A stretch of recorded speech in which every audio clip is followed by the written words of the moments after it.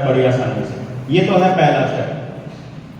दूसरा स्टेप क्या है, अभी आपको आखिर में एक नंबर देंगे हम, आज ही मैसेज कर देना जितने आप में से लोगों के नंबरों, आपके नंबर से आज मैसेज चले जाएंगे। क्योंकि होता क्या है मैं आपको बताता हूं, व्यक्ति संभालने वाले हमारे पास थोड़े हैं चीजों को, और उनके पास भी समय की कमी है। जब हमने किसी को समझाने की कोशिश की आवेदन के मसले पर, लोन वाले मसले पर, तो अलग से दुकानें खुलनी शुरू हो गई। जो भी थोड़ा सा फेमस हुआ उसी को लगा कि अरे ये तो काम मैं भी कर सकता हूं, इसमें क्या नया है, ये जो आवेदन है तो कॉपी लगा के हम भेज देंगे, हमारे से काम चल जाएगा। तो इसके लिए हम लोगों को फिर एक सिस्टम और एक मैकेनिज्म बनाना पड़ा कि कोई भी आवेदन जो वीरसिंह के माध्यम से लगा है या उसके पास उसका रजिस्ट्रेशन है, उसी आवेदन को हम लोग ऑथेंटिक मानेंगे कि ये आवेदन हमारा इन लोगों का है। तो आपका नंबर, आपका अटेंडेंस यहाँ आ गया है, आपका नंबर भी है। आज आप मैसेज करेंगे वीरसिंह को, आज ही उस नंबर पे मैसेज करके आप अपना आवेदन मंगवाइए कि हमको अपना आवेदन लगाना है। उसमें आपको सिर्फ 3 चीजें भेजनी है। 3 में से अगर वो लोन अकाउंट की स्टेटमेंट आपके पास नहीं की है तो भी चल जाएगा। बैंक का नोटिस आया हुआ है ठीक है, नहीं आया हुआ है तो चल जाएगा। आगे सवाल आएंगे तो वो सवालों के जवाब मैं पहले से दे रहा हूँ। मान लो बैंक का नोटिस नहीं आया, बस एक बात का ध्यान रखना, फोटो खींचकर नहीं भेजनी है, पीडीएफ में भेजना है। किसमें भेजना है? पीडीएफ बनाना आ जाएगा। आप में से अगर कोई कम यूज करता है मोबाइल, तो अपने साथी को बोलिए, अपने पड़ोसी को बोलिए भाई इसका पीडीएफ बना दें फोटो का, ठीक है, वो आ जाएगा बनाना। और फिर वीरसिंह आपसे कोई जानकारी मांगेगा, वो जानकारी भेज दीजिए लिख करके, उसके अंदर कहीं पे फिर कागज पे लिख के फोटो खींचो, मोबाइल पे लिख करके एडिट करके भेज दीजिए, वो आपके आवेदन तैयार कर देंगे। 1 हफ्ते तक का तो समय दे दोगे। अर्जेंट होगा तो आखिरी वर्ड अर्जेंट लिख देना ताकि उनके पास मैसेज में आ जाए, तो वो जल्दी से जल्दी आपका आवेदन तैयार करके आपको दे देंगे। पहला स्टेप है ये आवेदन। आवेदन चला गया, जाने के बाद आपके पास बैंक वालों का फोन आएगा। मतलब आवेदन जाने के बाद आपके पास बैंक वालों का फोन आता है, ठीक है। तो अब आपने क्या कहना, ये सवाल बड़ा इंपॉर्टेंट है कि रिकवरी वालों का फोन आया, रिकवरी वाले घर पे आए या रिकवरी वालों ने आपकी गाड़ी रुकवा ली। ये हमारे साथ भी हो चुका है। मेरे पास जो गाड़ी इनोवा थी, मतलब है हमारे पास, उसका भी आवेदन गया हुआ है, और जो अभी मेरे पास गाड़ी है जिसको मैं अभी आजकल चलाता हूं, उसका भी आवेदन गया हुआ है।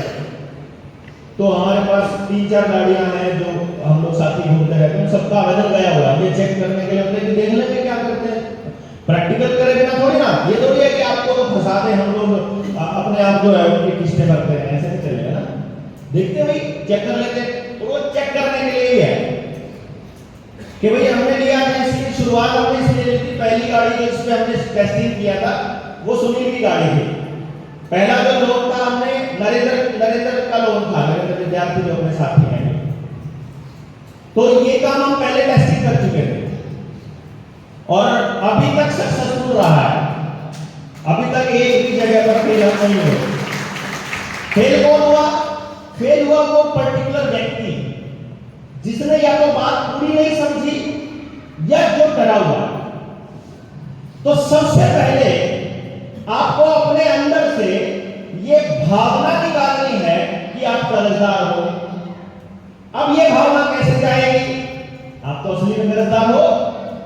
कल को पुलिस वाला आएगा या कल को कोई बैंक वाला आएगा, वो बोलेगा कि तुम पैसे लेते वक्त तो तुम कुछ नहीं बोले, जब पैसा लिया तब तो बड़े दौड़ कर आए थे।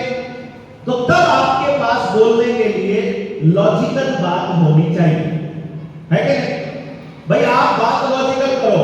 अगर वो सही बात को भी मानने से मना कर दे, फिर जिस लेवल पे भी लड़ना पड़े उसके लिए तैयार रहो। क्यों जी भाई? सही के लिए तो लड़ते हो ना। आपने गलती करी हुई है, फिर आप लड़ नहीं सकते, ये मानता हूं। कोई भी चोर आदमी नहीं लड़ सकता, कोई भी झूठा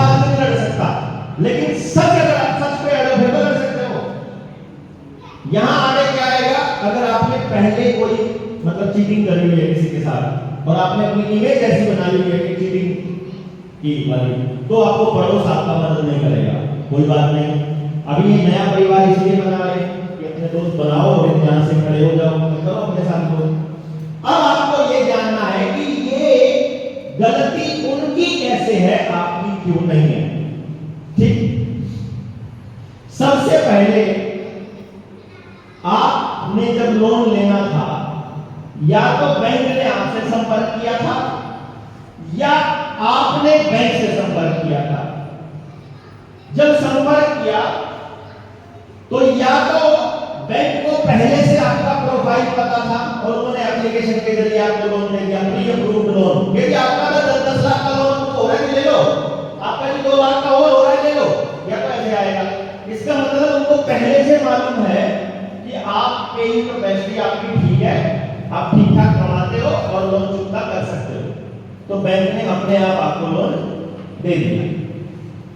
दूसरा, आप लोन लेने गए तो बैंक ने सबसे पहले आपसे पूछा, हाँ जी आपका खाता बैंक में है क्या?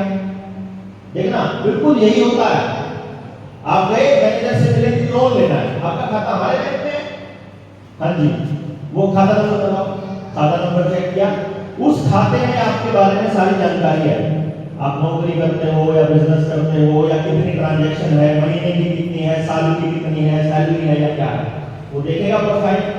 उसी टाइम उसका पैन नंबर भी वहां पर आपका अपडेट उसके पास नहीं है तो आपसे मांगेगा पैन नंबर, पैन नंबर डाल के आपका सिविल चेक करेगा, फिर आपसे पूछेगा कौन सा लोन है आपको लेना, पर्सनल लोन की ये लिमिट है, फलाने मतलब लोन की, आपके कार लोन की ये लिमिट है, हाउस लोन की ये है, जो जैसा लोन है, सिक्योर्ड है, सिक्योर्ड है, वो लोन की लिमिट के हिसाब से वो तय करेगा। ऐसे हो गया।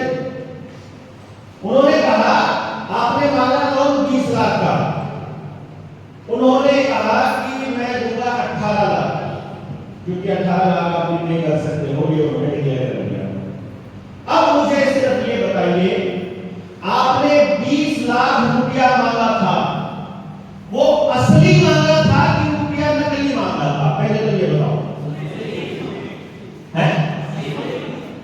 सबसे पहले नंबर पर आपने जो रुपया मांगना था, जब आपने लोन लेना चाहा, तो आप ये सोचकर नहीं गए थे कि बैंक आपको नकली रुपया दे दे तो भी आप उसकी बात मान लोगे, क्यों नहीं? आप असली रुपया लेने गए और आपने अपने असली डॉक्यूमेंट उसको दिखाए, आपने अपनी प्रॉपर्टी, अगर प्रॉपर्टी का लोन है ना, किसी की जमीन का है, केसीसी है, पहले कागज चेक करेगा, फर्ज चेक करेगा, रजिस्ट्री चेक करेगा, रजिस्ट्री चेक करने के बाद बैंक आपके पास वहां पर आपकी जमीन को फिजिकली चेक करने के लिए बंदा भेजेगा कि चेक करके आओ वहां पे ये जमीन है कि नहीं, और वहां पे वो जमीन चेक करके जाएगा और बताएगा वेरीफाई करके कि हाँ भाई हो गया, ये बंदा सही है। उसने पूरा जेन्युइन चेक किया और आपके खाते में कुछ डिजिट ट्रांसफर कर दिए। अब यहां पर आप कर्जदार हो गए।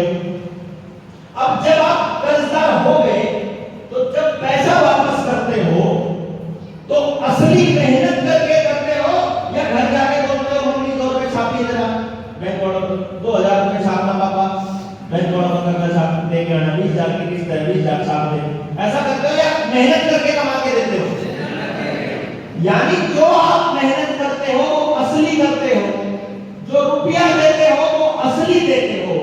उन्होंने जो आपको दे रखा है वो असली है या नकली है, इस बात की वेरिफिकेशन करने का आपको अधिकार है या नहीं, पहले तो ये बताओ है?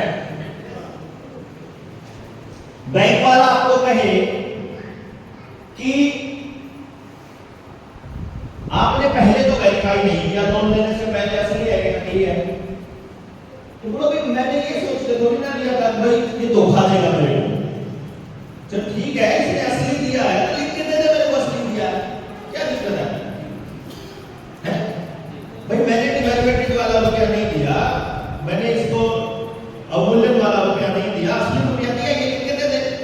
एनीहाउ जब बैंक ने लोन दिया, सब कुछ वेरीफाई किया, और जब आप लोन वापस कर रहे हो तो आपको भी वेरीफाई करने का अधिकार है।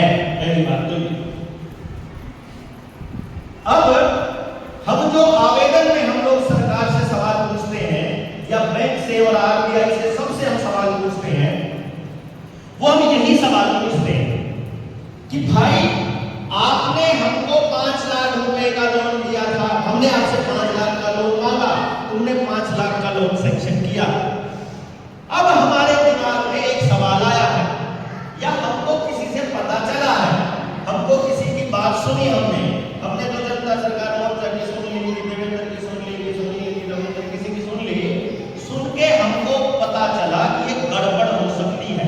तो बस मैं तो वेरीफाई करना चाहता हूं कि तुमने मेरे साथ तो कुछ गड़बड़ नहीं करी, भाई उसके साथ करती होगी, भाई तुम देवेंद्र के साथ तुमने गड़बड़ करी थी, पहले किसी के साथ तुमने गड़बड़ करी थी, उसको नकली रुपए दे दिए थे, तो मैं तो ये चेक करना चाह रहा हूं कि मेरे साथ तो नहीं करी, मुझे बता दो कि नहीं करी, और बस फिर मैं कंटिन्यू रखूंगा इसको लोन देना, मैं कोई दिक्कत नहीं है। अगर गड़बड़ करी है तो पहले नंबर पर ही स्टार्टिंग में एब इनिशियो बोलते हैं इसको,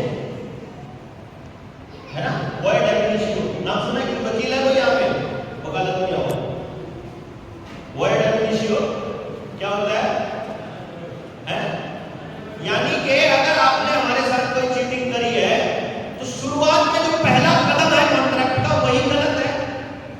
भाई बैंक वाले आपको क्या लिखेंगे, आपने लोन लिया था, लोन के कागज साइन किए थे, ये साइन किए हुए हैं, तुमको चुकता करना। हाँ, हमने लोन तुमसे सही रुपया मांगा था, सही रुपया वापस दिया है, सही रुपये की उम्मीद है।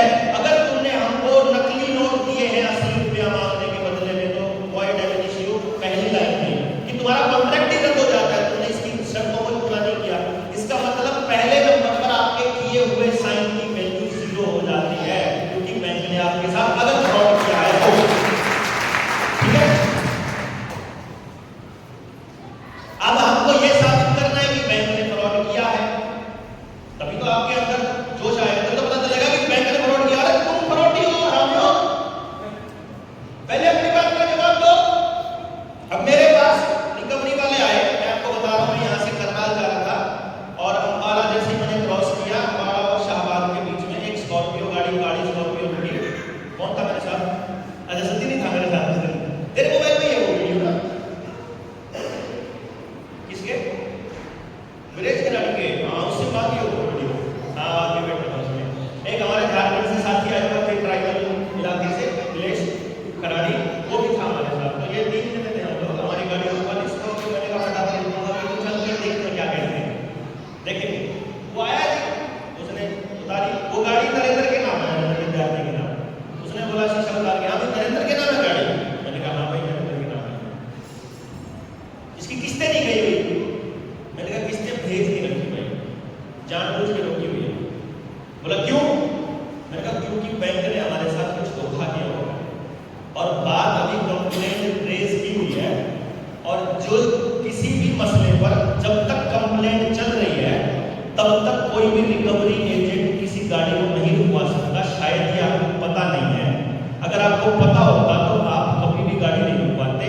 आपको मालूम है आपकी रिकवरी एजेंसी का लाइसेंस रद्द हो सकता है। बोला वो कागज दिखाओ जो आपने, मैं आवेदन दिया हुआ है, आवेदन दिया हुआ है। तुमने कहा आवेदन दिखाओ, आवेदन। तो मैंने कहा तुम कौन हो? यही हुई ना, तुम कौन हो भाई? तुमको क्यों दिखाऊं? तुम थर्ड पार्टी हो, तुम प्राइवेट एजेंसी हो, तुमको क्यों दिखाऊं?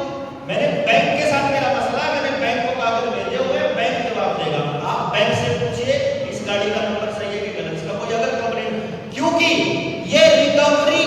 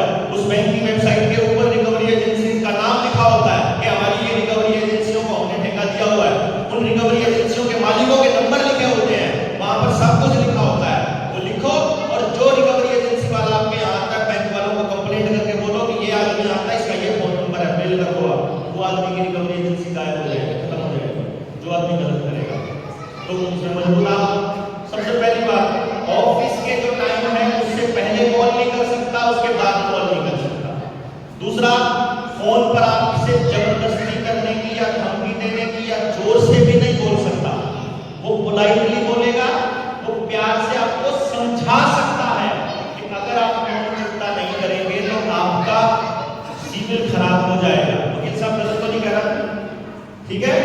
दूसरे नंबर पर कोई गलत हो तो आप आके बोल देना ये गलत है, ठीक है।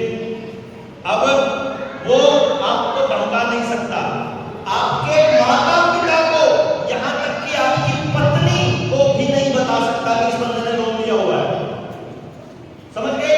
अगर उसने आपके परिवार के सामने आपसे पैसे मांग लिए या उसने किसी के सामने आपसे पैसे मांग लिए तो कंप्लेंट करो उसी टाइम, इसकी रिकवरी करी जाएगी। हम कंप्लेंट नहीं करते, हमको क्या नहीं समझ ही नहीं है कि ये आदमी गलत कर रहा है पहले नंबर पर। इससे आगे वो किसी रिश्तेदार के यहाँ फोन नहीं कर सकता। और ये क्वेश्चन है इसके अंदर, ये एप्लीकेशन के थ्रू लोन लिया हुआ है, उसने वहां से सारा डेटा उठा लिया, वो रिश्तेदारों को फोन करते हैं। आपके घर वालों को ही नहीं बता सकते, रिश्तेदारों को कैसे बता देंगे? फटाक से कंप्लेंट रेज करके बताओ, आप बैंकों को बताओ कि इस आदमी ने इस बंदे के पास फोन किया इस तारीख को। अगर रिकॉर्डिंग है तो वो रिकॉर्डिंग अटैच करके मेल में अटैच कर दो, बात खत्म। आप उसकी एजेंसी गायब। तो यहाँ पर रिकवरी एजेंसी की टाइमिंग खत्म हो गई। जब तक कोई भी कंप्लेंट रेज की हुई है, रिकवरी वहीं पर रुक जाएगी। रिकवरी एजेंट ना बदतमीजी कर सकता, ना अननेसेसरी फोन कर सकता, ना फोन पर जोर से बोल सकता, ना किसी और के सामने बता सकता, ना तो रास्ते में गाड़ी रुकवा सकता। ये भी बता दूंगा आपको, रास्ते में गाड़ी रुकवा भी नहीं सकता। गाड़ी छीनना तो दूर की बात है, अगर आपसे गाड़ी छीन रहा है इसका मतलब या तो आपने उसको कुछ बोला नहीं या आपके पास नट नहीं। भाई आप अपनी गाड़ी में देखो, जैसे कई बार एक साथी है, यहाँ अपने साथी है कि ट्रक है, अब ट्रक के अंदर ट्रक का जो ड्राइवर है उसने क्या ठेका ले रखा है किसी से लड़ने का? भाई ट्रक जाएगा तो मालक का जाएगा। अगर वो ट्रक के ऊपर ड्राइवर मालिक हो, उसको बोल दो ट्रक में तेरा इतना हिस्सा है, मैं इसका इलाज बता रहा हूं, ट्रक की कमाई में हिस्सा दे दो उसको, कि जो ट्रक अगर बचेगा तो तेरी कमाई का इतना हिस्सा है। अगर ट्रक उसका हो गया, ट्रक का हिस्सा तो ट्रक का मालिक हो गया, वो उसको बोल दो मालिक है, मालिक हो गया। तो अब मालिक होने के बाद उसको ट्रेनिंग समझ, ट्रक के चारों तरफ में कैमरे लगा, 360 डिग्री वाला कैमरा आता है। कोई भी आदमी गाड़ी रुकवाएगा, साउंड वाला कैमरा होगा, हमारा ड्राइवर उसको बताएगा भाई इसका आवेदन गया हुआ है, बैंक वालों की तरफ से जैसे ही संतोषजनक जवाब आ जाएगा पैसे पहुंच जाएंगे, कोई दिक्कत नहीं है। हमने ये रिपोर्ट की हुई है, बैंक ने हमारे साथ कोई ठगी करी। पहली बात तो रिकवरी वाले कुछ नहीं बोलते, लेकिन रिकवरी वालों को ये पता है कि हरियाणा का ट्रक है और यहाँ जा रहा है, वो टोल टैक्स वालों के साथ सेटिंग करके रखते हैं, जैसे टोल क्रॉस करता है ट्रक वैसे ही टोल वालों को बताते हैं ये बना के भाई, ठीक, तो वो जाकर के आगे रुकवा लेते हैं। अब आपके पास कोई रास्ते हैं, उस वीडियो में दिखाई दे रहा है। अगली लाइन जो मैंने रिकवरी वाले केस में बताई थी, कोई भी रिकवरी एजेंट आपकी गाड़ी में लगी हुई चाबी नहीं निकाल सकता, कोई भी रिकवरी एजेंट जबरदस्ती आपको गाड़ी से नीचे नहीं उतार सकता, कोई आपकी गाड़ी में चढ़कर उस गाड़ी को कहीं तक नहीं लेके जा सकता। अगर वो ले जाने लगे, आप वहां पर रखे हुए किसी भी चीज से उसका कुछ भी कर सकते हो, क्योंकि तब आप अपनी जान की रक्षा करने के लिए कर रहे हैं। वकील साहब गलत तो नहीं कह रहा हूँ, ये वकील बैठे हैं तो ठीक बात है। और एक बात है, प्रैक्टिस नहीं करते लेकिन पता तो है ना आपको, ठीक है नहीं बात की। अब यहाँ बताओ क्या समस्या है? जब कोई आपसे गाड़ी छीन ही नहीं सकता तो वो तो गुंडागर्दी कर रहे हैं। अभी इस वक्त भी उड़ीसा में एक मसला चला हुआ है, उड़ीसा के बंदे की ट्रक ले गए थे और अभी वो ट्रक यार्ड से थाने में आ गया और कल वो अपने साथ भूल जाएगा और बिना ही पैसा दिए बैंक वालों, सिर्फ इस बात पर सिरदर्दी लेनी पड़ती है। भैया आपको थाने में 20-50 लोग जाने, वहां जाकर के बैठ जाओ। अब हमारे लोगों के पास अगर टाइम नहीं है बैठने का तो फिर क्या करेंगे? हैं? हाँ, लड़ने का टाइम नहीं है तो फिर तो उनके तो फिर हौसले बुलंद हो जाएंगे। अगर हमारे पास लड़ने का समय है, बैठने का, यहाँ बैठे भाई, जब तक समाधान नहीं होता, समाधान हो ना, कानूनी समाधान हो, हमको नियम के हिसाब से यूनिवर्सल लॉ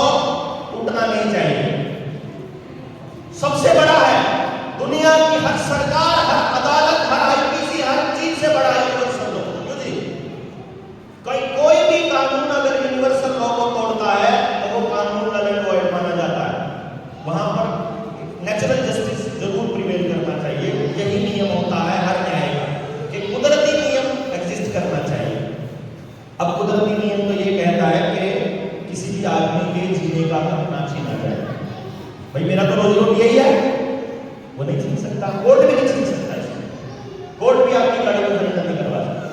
लेकिन वो तब होगा जब हमें लड़ने की मतलब समझ होगी और हिम्मत होगी और समय होगा। ये होगा कि कोई और लड़े कर नहीं, तो हम फिर से वही आते हैं। रिकवरी वाली प्रोसेस समझ आ गई सबको? कोई कंडीशन ऐसी नहीं है जो मैंने नहीं स्टडी मतलब उसमें नहीं कवर की। अब आगे लोन वाली प्रोसेस पे कि पहले नंबर पर अगर बैंक ने आपको असली रुपये दिए हैं तो बैंक का कॉन्ट्रैक्ट वैलिड है। अगर बैंक ने आपको असली रुपये नहीं दिए हैं तो बैंक का कॉन्ट्रैक्ट वैलिड नहीं। अब हमारे देश में दो तरह के नोट चल रहे हैं। एक नोट है भारत सरकार के और एक नोट है रिजर्व बैंक। यहां आपको समझना जरूरी है, जो भारत सरकार ने नोट चलाए हैं वो सिर्फ एक ही रुपए का नोट है, एक रुपए का नोट। एक रुपए के नोट पर आप देखोगे उसके ऊपर बड़े बड़े अक्षरों में लिखा होता है भारत सरकार। फिर रिजर्व बैंक के नोट हैं, उन पर लिखा होता है भारतीय रिजर्व बैंक और उसके नीचे लिखा होता है guaranteed by the central government. Central government के केस में मैं आपको बता दूं, सेंट्रल गवर्नमेंट तब से लिखा जाता है जब से 1934 में जिस वक्त central government parliament of England को बोला जाता था और तब से ही सेंट्रल गवर्नमेंट लिखा जा रहा है क्योंकि सेंट्रल गवर्नमेंट उसी का नाम है। भारत के संविधान में भारत को बोला गया है union not central, union of states. आपके पास किसी के पास पासपोर्ट है, किसके पास है पासपोर्ट? जिनके पास पासपोर्ट है उनको मालूम होता है पासपोर्ट के ऊपर भारत सरकार नहीं लिखा होता, वहां लिखा होता है रिपब्लिक ऑफ इंडिया। पासपोर्ट पे रिपब्लिक ऑफ इंडिया, कानून की भाषा में यूनियन ऑफ इंडिया और आदेशों की भाषा में गवर्नमेंट ऑफ इंडिया। ये तीनों अलग अलग है क्या? भाई तीन चीजें लिखी गई है तो तीनों अलग अलग होनी चाहिए कैसे? आने वाले वक्त में जब लेवल 3 की ट्रेनिंग में आओगे तो आपको दिखाएंगे ये तीनों अलग अलग ही है।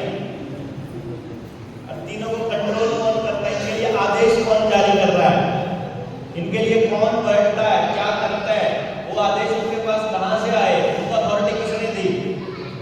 अगर एक चिट्ठी लिख के डीजीपी हरियाणा को पूछ लोगे ना पुलिस को कि तुमको हमारे ऊपर ये जबरदस्ती करने की, चालान काटने की परमिशन कहां से मिली हुई है, कृपया उस परमिशन की एक कॉपी दे दो, आपको पता चलेगा सारी पुलिस इलीगल है,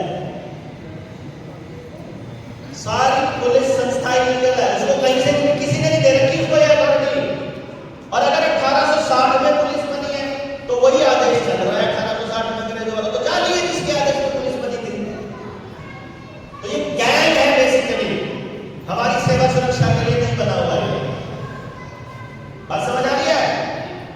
और इसके ऊपर देंगे आपको डॉक्यूमेंट देंगे आपको, लेकिन उन्हीं को देंगे भैया जो डॉक्यूमेंट का यूज करना जानते हैं, जो फेसबुक पर डालना जानते हैं, जो यूट्यूब पर ही डालना जानते हैं, जो व्हाट्सएप खेलना जानते हैं, उनकी बस का नहीं है ये लड़ाई। ये लड़ाई व्हाट्सएप से नहीं जीती जाएगी, ग्राउंड में उतर करके किसी पुलिस वाले से पूछ के लड़ी जाएगी। दिखाएंगे आपको प्रैक्टिकली आने वाले टाइम में, अभी आने वाले 2-4 महीने में ही आपको हम दिखाएंगे। डीजीपी को नोटिस भेजूंगा, मैं भेजूंगा नोटिस कि मैं अपने आप को डिक्लेयर कर रहा हूँ आजाद और तुम सारा कोई आदमी, क्योंकि मैं सिक्योर्ड पार्टी क्रेडिटर हूँ। पता है आपको ये बात? नहीं पता? ये लैंग्वेज सिखाएंगे आपको लेवल 3 वाली ट्रेनिंग में कि अगर बैंक वालों से सिर्फ इतना पूछ लोगे ना, सिर्फ इतना ही पूछ लो एक चिट्ठी डालकर कि तुमने जो हमको लोन दिया था ये तुम्हें कहां से मिला। तुमने अगर हमको कुछ दिया है तो तुमको कहीं से मिला होगा ना, वो तुमको मिला कहां से है, उसका ही जवाब नहीं दे सकता बैंक को। बात नहीं उसकी, सिक्योर्ड पार्टी क्रेडिटर मैं हूं, सिक्योर्ड पार्टी क्रेडिटर मैं हूं, आप हो सारे सिक्योर्ड पार्टी क्रेडिटर, मतलब उस बैंक को हमने ही दिया हुआ है, मैंने ही दिया हुआ है, तुम मेरे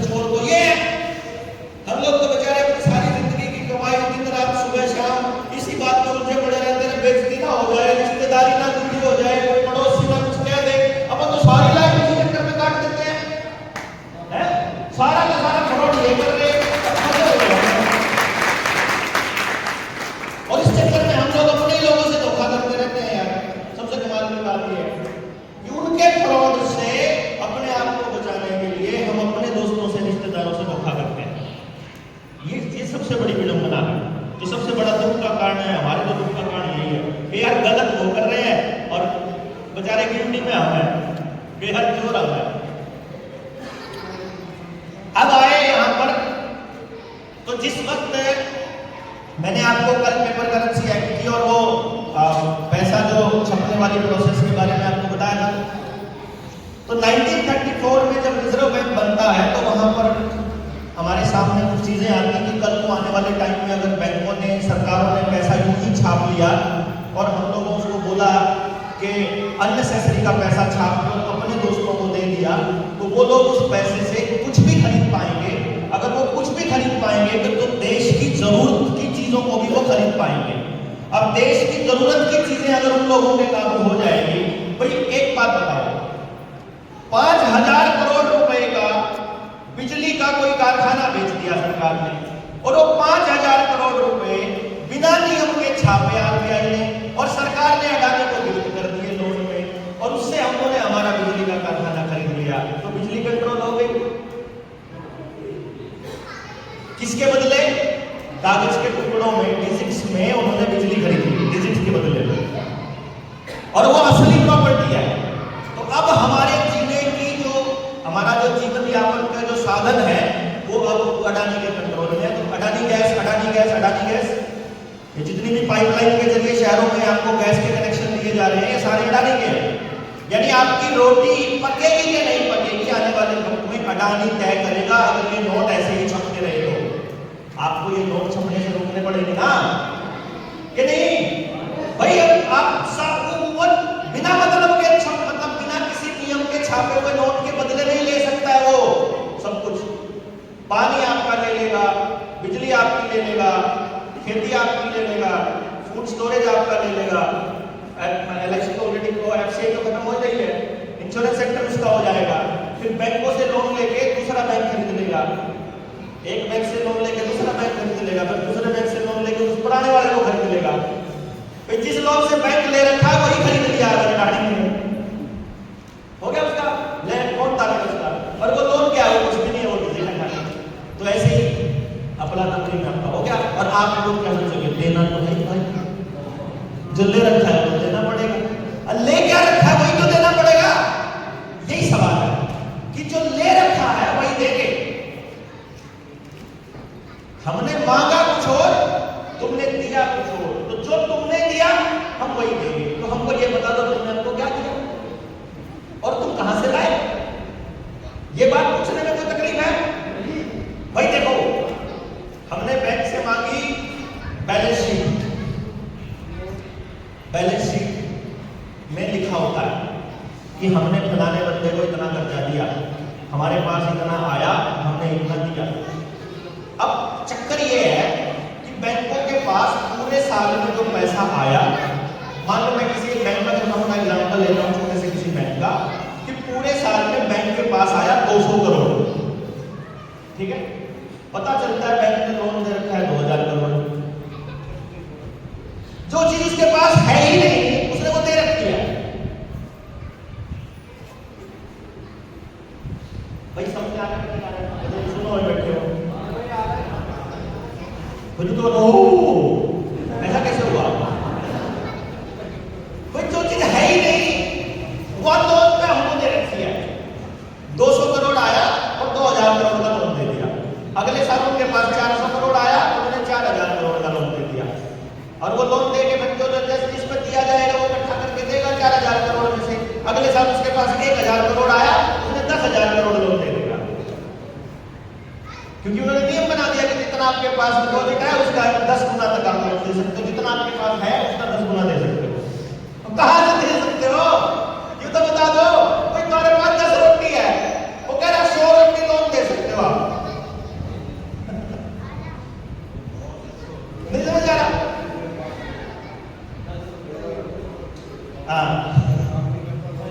ये आपको समझना पड़ेगा कि जो चीज बैंक के पास है ही नहीं, तो हमने बैलेंस शीट मांग ली। बैलेंस शीट मांगते ही बैंक वाले आ गए कि जी सेटलमेंट करो ना,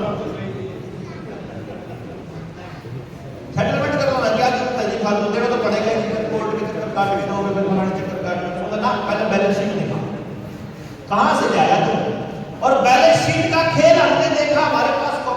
साहब बैलेंस शीट का खेल, मेरे पास 100 रुपए और मैंने आपको 40 रुपए लोन दे दिया, मेरे पास कितने बचने चाहिए?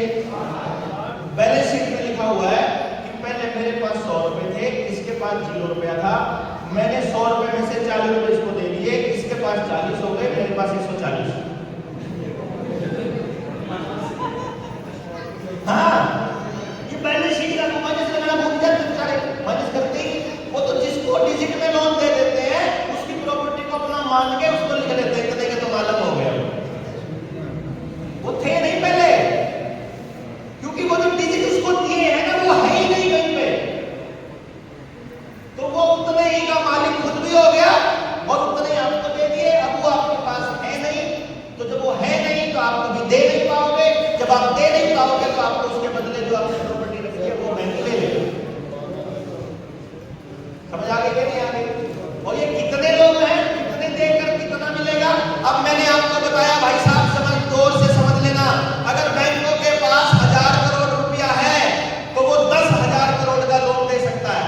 तो जब रुपया ही मार्केट में 1000 करोड़ है तो 10,000 करोड़ वापस नहीं आएगा, वापस केवल 1000 करोड़ आएगा। मतलब यह है कि 9,000 करोड़ रुपए की प्रॉपर्टी नीलाम होएगी पक्का। 9,000 करोड़ की सुनने में बहुत लगता है ना, लेकिन असलियत में इस देश के पास 34 लाख करोड़ रुपए की करेंसी है छपी हुई और नोट है जो बैंक होंगे, और अपने देश के लोगों पर 205 लाख करोड़ रुपए का कर्जा है। इसका मतलब 34 लाख घटा दो तो बाकी का जो 181 लाख और 171 लाख करोड़ रुपया बचा, उसकी प्रॉपर्टी नीलाम होना तय है। वो है ही नहीं पैसा। इसका मतलब आप सब आ जाएगा, जो भी मामला आपने कमा रखा जिंदगी भर, किसी का पहले चला जाएगा, किसी का बाद। अब किसी होगी नीलाम नहीं होने का हम क्यों पहुंच रहे हैं? हम इसलिए पहुंच रहे हैं क्योंकि हमारा भी आने वाला नंबर। अब बहुत से लोग स्मार्ट हैं, वो क्या करते हैं, वो कहते हैं हम तो लोन लेते ही नहीं, हमारी प्रॉपर्टी कभी जाएगी नहीं। अरे भैया जी, उसके लिए उन्होंने भूमि अधिग्रहण कानून बना रखा है कि आपकी जरूरत नहीं है प्रॉपर्टी लेने के लिए।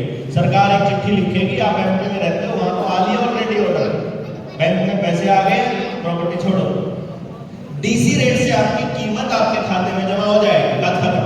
आपने प्रॉपर्टी के सारे डॉक्यूमेंट दे रखे हैं, वो आपके खाते में पैसे भेज देंगे। वो पैसे है ही नहीं, वो मैंने आपको बता ही दिया, असली प्रॉपर्टी आपको मकान ही है।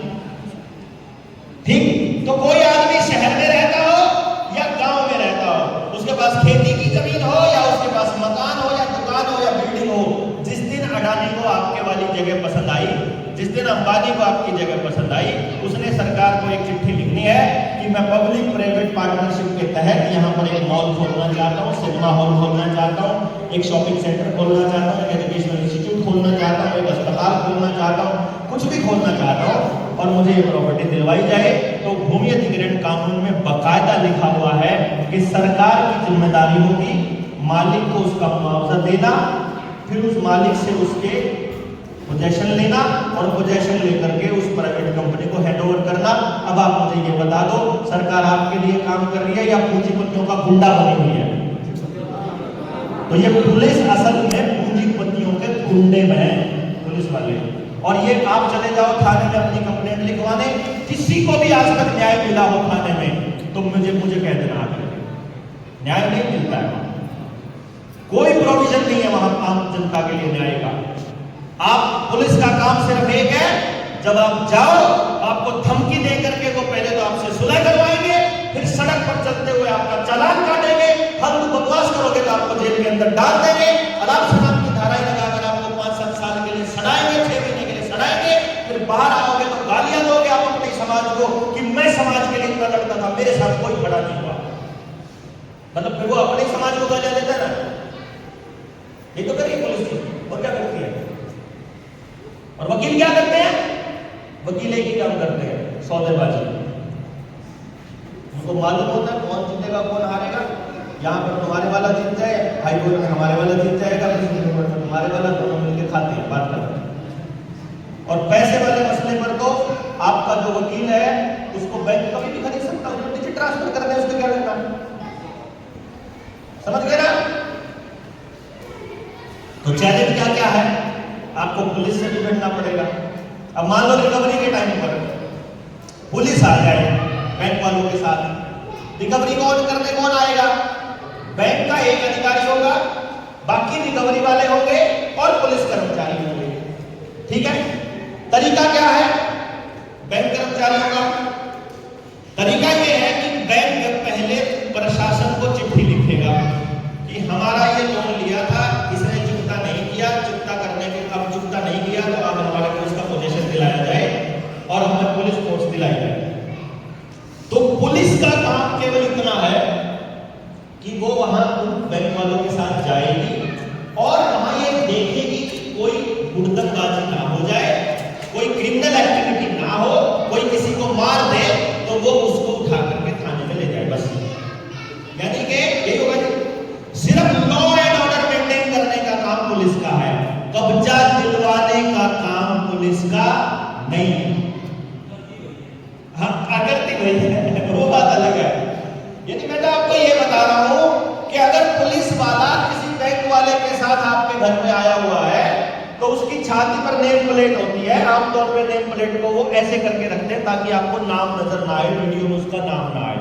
उसको सबसे पहले बोलो प्लेट सीधी करिए, पहले उसकी प्लेट सीधी करवाओ, दिखाई नहीं दे रही है, तुमने जान के करी हुई है। उसको जैसे ही आप ऐसे आंख में आंख डाल के बोल दोगे उसको ये समझ में आ जाएगा, अरे इसमें तो पता है कि प्लेट सीधी होनी चाहिए। प्लेट सीधी करवाओ, प्लेट सीधी करवा के उसका नाम लेके बोलो, अशोक भाई बात सुनो, आप बैंक वालों के साथ हो या लॉ एंड ऑर्डर मेंटेन करने के लिए हो? उससे पूछ लो ना कि तुम बैंक वालों के साथ आए हो या लॉ एंड ऑर्डर मेंटेन करने के लिए हो। फिर देने दो उसको जवाब, वीडियो वहां बनी रही होगी आसपास, किसी को तो बोलोगे ना वीडियो बना, ठीक है? वो बोलेगा मैं तो लॉ एंड ऑर्डर मेंटेन करने के लिए, अब इनके साथ तो नहीं हो ना, बोला ना फिर इतना बात मैं करूंगा, तू चले कर, तू देखता रहो, तू खड़ा हो गए, मेरे को करने दे बात। अब बैंक वाले आ जा भाई, आ जा, आवेदन दिया हुआ है, लिखित में जवाब मांग रहा, क्या तुमने जब लोन हमने मांगा तुमने हमसे सारे कागज लिखित में लिए, मेरी बात का यकीन नहीं किया था तुमने? अब मुझे जो डाउट है मैंने लिखित में दे रखा है, मुझे उसका जवाब लिखित में ही चाहिए, मुझे रिटर्न जवाब दे और अपने पैसे ले, और वरना यहां दोबारा आ गया तो टांगे तोड़ दूंगा। इतना बोलने में क्या दिक्कत है? तो हमने ये नहीं कहा कि पैसे नहीं देने हैं किसी के भी, ना हम ये प्रमोट कर रहे हैं कि कोई आदमी लोन ले और चुकता ना करे। मैं ये कह रहा हूं कि लुटेरे हैं बैंक वाले, आपने लोन ले लिया, आपको पता चला इन्होंने फ्रॉड किया, तो अब आपको उनसे सवाल पूछने का हक है। आप सवाल पूछ रहे हो और बैंकों का दायित्व है कि वो सवाल का जवाब आपको दे, तो बैंक आपको जवाब दे। उनके पास वकीलों की फौज है, उनके पास लिखने, उनको बोलो तुम्हारे पास कागज पेन नहीं है मैं ला के दूंगा, शाइन नहीं है तो मैं ला के दूंगा, प्रिंटर मैं ला के दूंगा, जवाब छापो, जवाब भी मैं छाप के दे दूंगा, मैं लिख दूंगा कि ये पैसा जो दिया था ये वैध रुपया था, ये असली रुपया था, और स्टैंप मार दो बस खाली इसके ऊपर। क्योंकि बैंकों ने, आरबीआई ने हमको ये बोला हुआ है। हमने जब बैंक वालों से पूछा, आरबीआई से पूछा कि देश में दो तरह की करेंसी चली हुई है, एक नकली एक असली, एक वैध और एक अवैध, एक लीगल एक इलीगल, तो आप कैसे पता लगाते हो कि ये करेंसी लीगल है कि इलीगल है?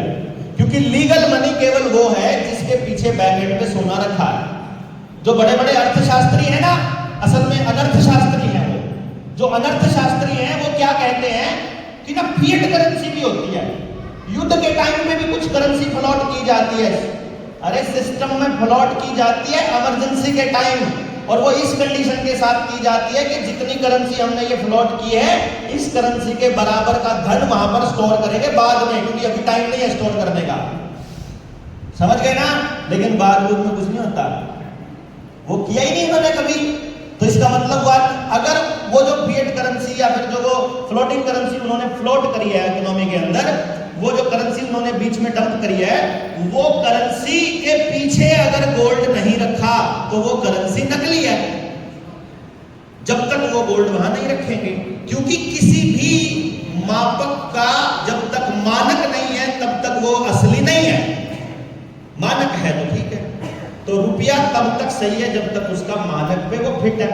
अब हमसे सिर्फ इतना पूछ रहे हैं कि भैया जी जो रुपया दिया है वो कौन सा है, वो वाला है जो भारत सरकार के कानून के हिसाब से असली है, या वो वाला है जो आरबीआई के मनमाने ढंग से छापा है। बस तो तुम ये लिख कर दे दो कि असली वाला दे रहे हैं हम तुमको। और आरबीआई क्या कह रही है मालूम है अपने जवाब में, हमारे पास वैध रुपए का कोई दस्तावेज उपलब्ध नहीं है। यानी कि आरबीआई को यह पता नहीं है कि भारत में असली रुपया कौन सा है। तो इसका मतलब तो मैं छाप लेता हूं। और ये बात मेरे साथ प्रैक्टिकल हुई। हम एक केस में गए हुए थे यूनियन बैंक ऑफ इंडिया में, वहां 5-6 करोड़ रुपए का लोन था। हमने पूछा उनसे, पहले तो वो मैनेजर था जनरल मैनेजर, जीएम मालिक होता समझो एक तरह से बैंक का, फिर जोनल मैनेजर 6-7 बैठे हुए, फिर बैंक मैनेजर जहां से लोन ले रखा और 2-3 और वो बैठे। जब वो साथी था जिसका लोन था, मैं उसके साथ गया था, मैनेजर से हाथ मिलाया, मिलते ही बोला अरे आप तो वही हो ना। मैं कहा हाँ मैं वही हूँ। फिर बोला आप लोगों को भगाते बहुत हो। मैंने कहा भगाता हूँ तो आज मेरे सारे डाउट क्लियर कर दो, मैं कल से नहीं भगाऊंगा। आज तो मौका आ गया, मैं तो बैंक के मालिक के पास आया हूँ, मैनेजर साहब जीएम साहब आप समझा दो। अंदर बैठे, बैठते ही बोले देखो जी आपने हमसे लोन लिया। मैंने कहा ना गलत बात, हमने आपसे लोन मांगा, आपने हमको डिजिट ट्रांसफर किया, ये लाइन गलत है ना। आपने हमको पैसा दिया, आपने पैसा दिया नहीं, आपने डिजिट ट्रांसफर करे। वो बोला फिर आप डिजिट ट्रांसफर कर दो। मैंने बोला कंप्यूटर का मॉनिटर वो कर, अभी करता हूं ना, पासवर्ड दे मेरे को, जितना चाहिए उतना कर देता हूं मैं।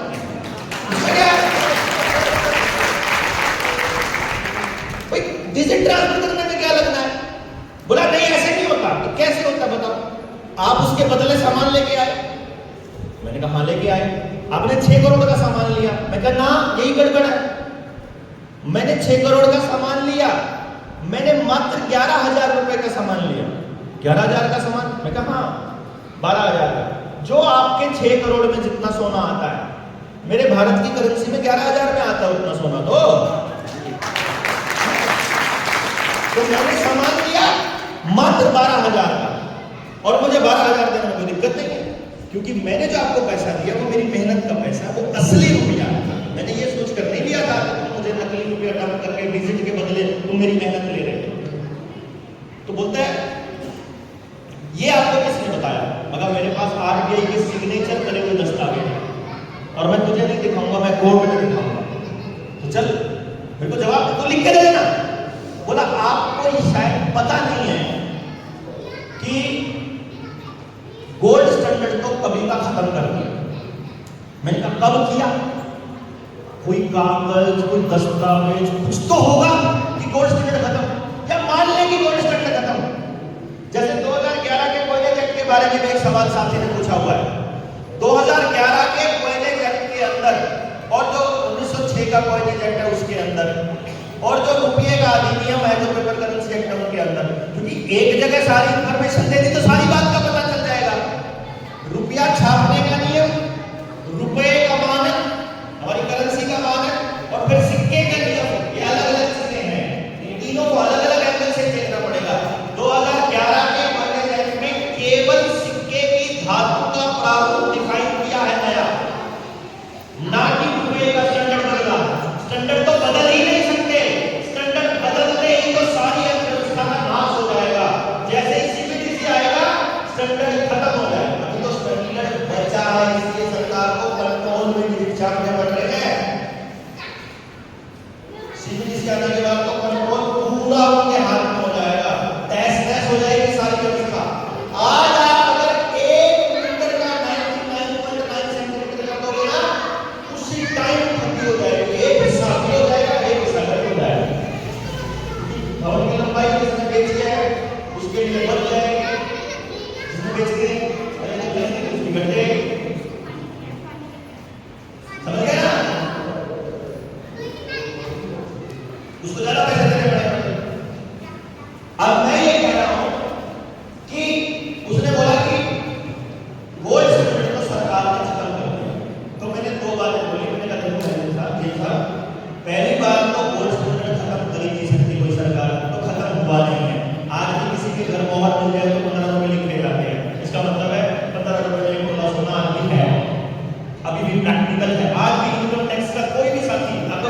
इनकम टैक्स वाला है तो पूछना उससे कि किसी के घर मोहर मिल जाएगा तो क्या लिखते हो, बस लिख के बताना, सारों को ग्रुप में बताना कि बराबर नहीं बोलना है, ठीक है ना। और अगर सच है तो फिर सबको बताना कि यार सच्ची बात बता रहे हो तो आज की मोहर मिले तो तुम क्या लिखते हो, मोहर नहीं लिखते, 1 ग्राम सोना नहीं, 1 तोला सोना नहीं लिखते, 15 रुपए लिखते हैं, ठीक है। इसका मतलब एक मोहर का 1 तोला सोने का मूल्य अभी 15 रुपए है। तो अब वहां पर तो बोलते हैं कि मैंने कहा पहले तो देखो गोल्ड स्टैंडर्ड खत्म नहीं हो सकता, दूसरी बात अगर हो भी जाए गोल्ड स्टैंडर्ड खत्म कर भी दिया, इसका मतलब बोले इसका मतलब ये है कि सरकार को पैसे छापने के लिए गोल्ड रखने की जरूरत नहीं है। चलिए तुम बात करते हैं बोलो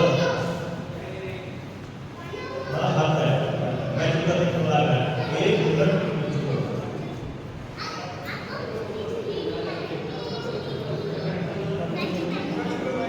मतलब मैं एक आधा बात बोला है जिसने स्वादिष्ट बात मार के को मानना पड़ता है कह दिया कोई बात नहीं ओके बेशक तो अभी क्या हुआ मैंने कहा अच्छा अगर नोट बदल दिए मतलब आप अभी आप कह रहे हो कि गोल्ड स्टैंडर्ड बदल दिया तो इसका मतलब है कि सरकार जितने मर्जी चाहे नोट छाप सकती है, अगर आप उसको गोल्ड रखने की जरूरत नहीं है तो जितने मर्जी नोट छाप सकती है। तो बोला हाँ जितने मर्जी, तुम्हें तो हमसे लेना हो छाप दो।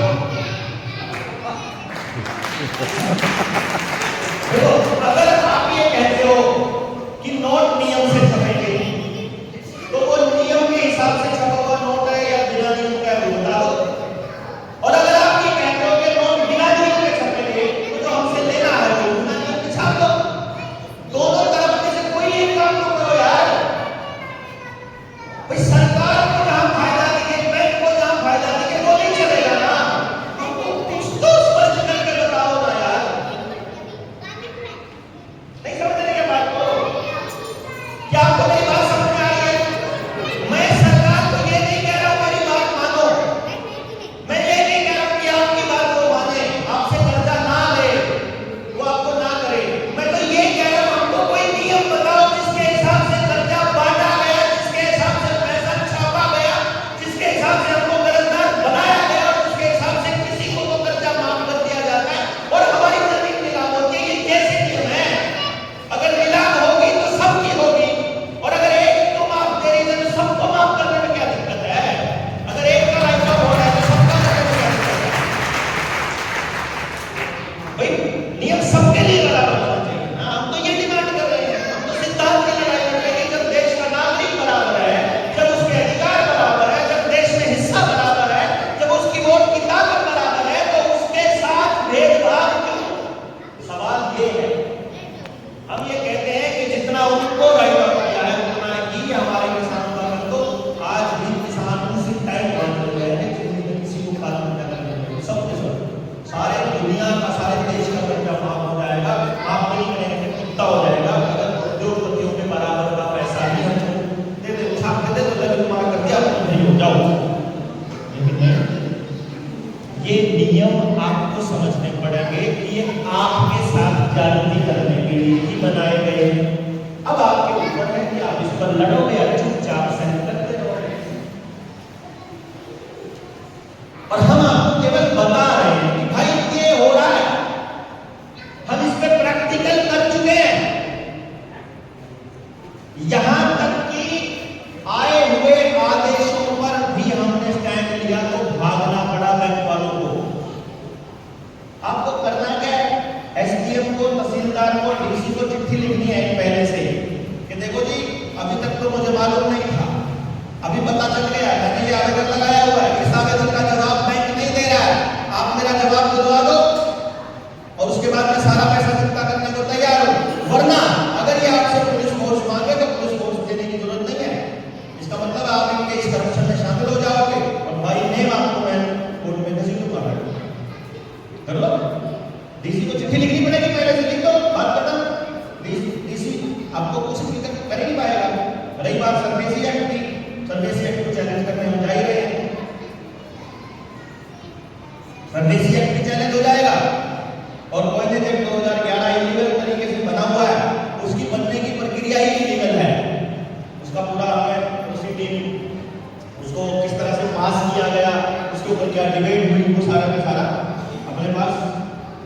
आरटीआई के अंदर आ गया है।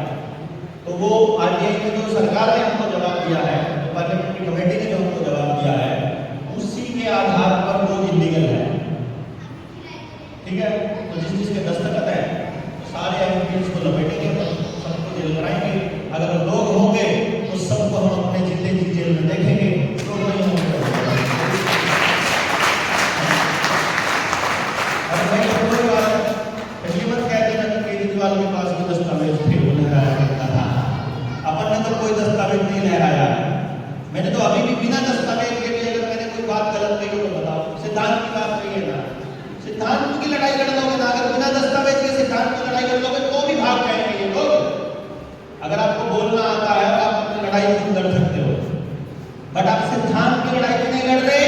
क्योंकि आप सिद्धांत पर नहीं अड़े हो, क्योंकि आपको सिद्धांत का नहीं पता, बाप कैसा होता है ये नहीं पता, माँ कैसी होती है ये नहीं पता, भाई का क्या फर्ज है छोटे का बड़े का वो नहीं पता, समाज में सरपंच का क्या कर्तव्य है वो नहीं पता, पड़ोसी का क्या धर्म है वो नहीं पता।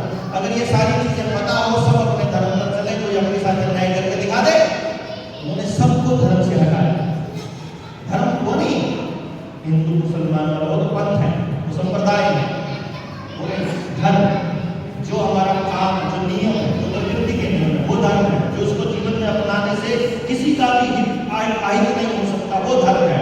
उससे हटाया हमको पहले उन्होंने, उसको पे वापस आने का समय है। ये एक्चुअली धर्म की लड़ाई है।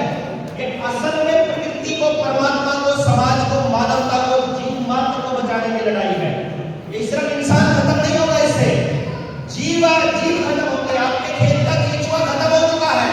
उस खेत को फॉरेस्ट बनाने वाला, उस खेत को पानी पीने लायक बनाने वाले जीव खत्म हो गए हैं।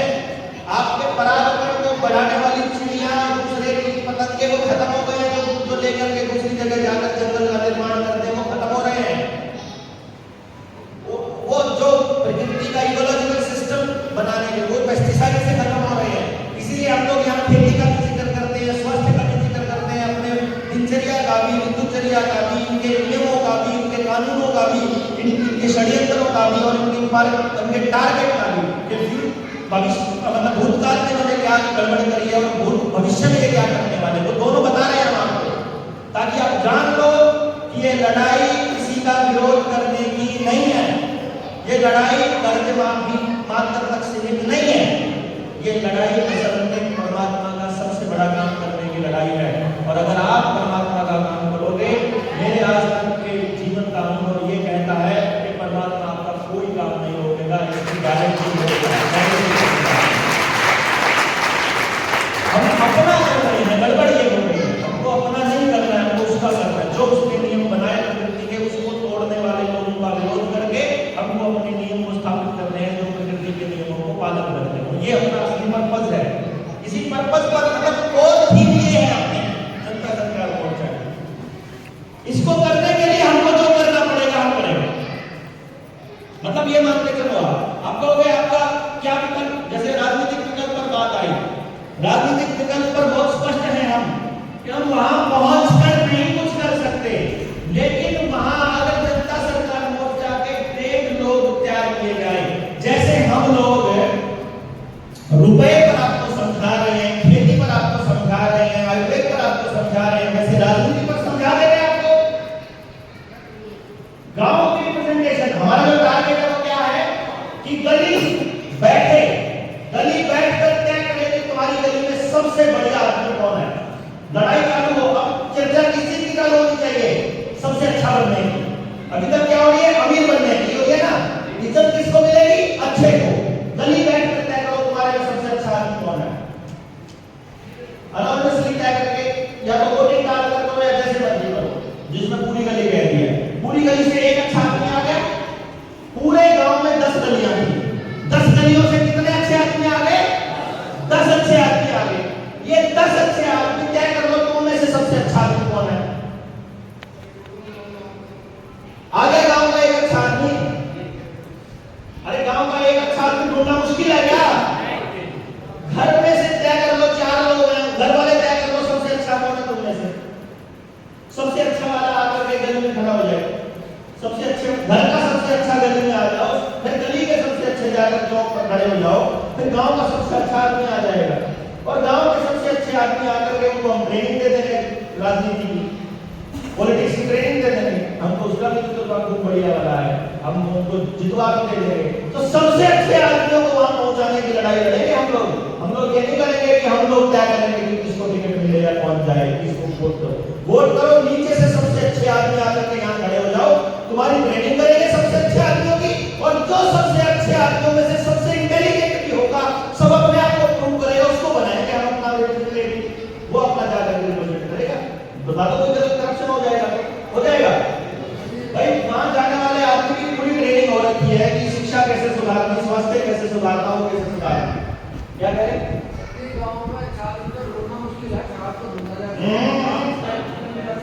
ना ना ना, मैं बताता हूं आपको, देखो